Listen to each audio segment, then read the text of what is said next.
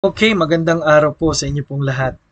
At ang ating pong topic is defeating negativism. Alam niyo po, there are so many negative things in this world today, no? Balita, pangyayari, pamilya.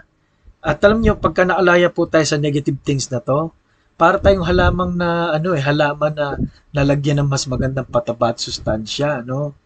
O parang ganon. At bilang tao, kailangan po natin yon, no?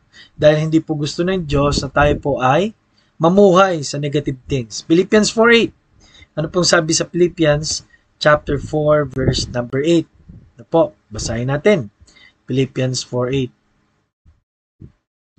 Kahuli-hulihan mga kapatid, anumang bagay na totoo, anumang bagay na kagalang-galang, anumang bagay na matuwid, anumang bagay na malinis, anumang bagay na kaibig-ibig, anumang bagay na kapuri-puri, kung mayroong anumang kagalingan at kung may anumang nararapat papurihan, ay isipin ninyo ang mga bagay na ito. Utos po yan ng Diyos na mas maganda isipin is positive. Positive. Bakit po? Nandiyan naman talaga yan eh.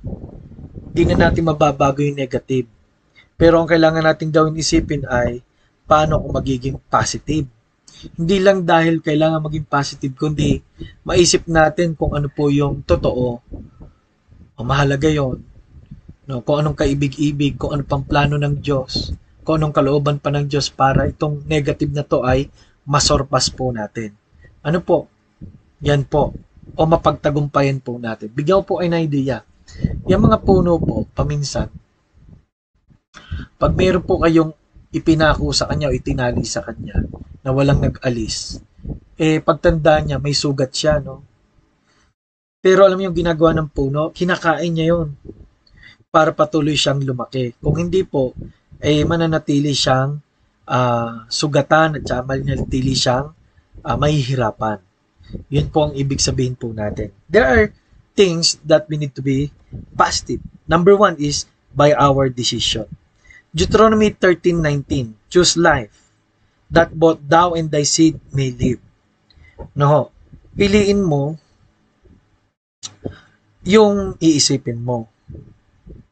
Piliin mo rin na makalipat ka mula sa negative to the positive side of things kasi all things work together for good to them that love God. And daily have a positive decision. Don't decide on the fact na ikaw ay may negative things at negative din ang gusto mong mangyari. Hindi po magpaamatay, hindi umalis, kundi kailangan kung ano po ang ikabubuti pa rin. By our devotion. Sabi po rito sa Psalms 119:11, mine heart that thy word have I keep in my heart that I may not sin against thee. Alam niyo po, pag inisip natin na ibusog sa salita ng Diyos, busog po ito sa positive living. Busog po ito sa umiikot-ikot sa kanya ay positive. Kung positive ang loob, positive ang labas. By your diligence.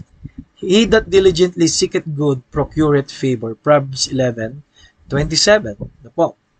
So, yung selfishness, yung hindi ka gaanong nagtatrabaho, inisip mo yung pang sayo na lamang din. Lahat po ito paminsan ay bunga ng negativity. Yung hindi naglilingkod sa Diyos, paminsan dahil ba't pa ako maglilingkod? Parang wala naman akong nahihita, no? Pero hindi po.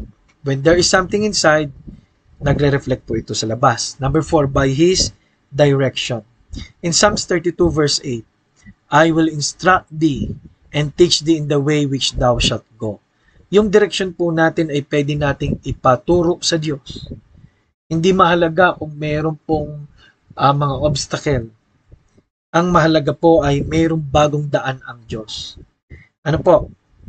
Gusto ng Diyos na tulungan tayo palagi. Gusto ng Diyos na samahan tayo palagi. Kaya nawa po ang direction po ng Diyos ay kuhanin natin araw-araw sa ating buhay. Defeating negativism. Maraming salamat po. Nawa po mamuhay tayo positibo, mamuhay tayo na mayroong pang pag-asa at wag nating hayaan na handun na lamang tayo. Dahil ang Diyos po ay nag-utos whatsoever, sabi ng Philippians 4:8, kung ano man pong isipin natin, nawa ito yung lovely, good report, think on these things.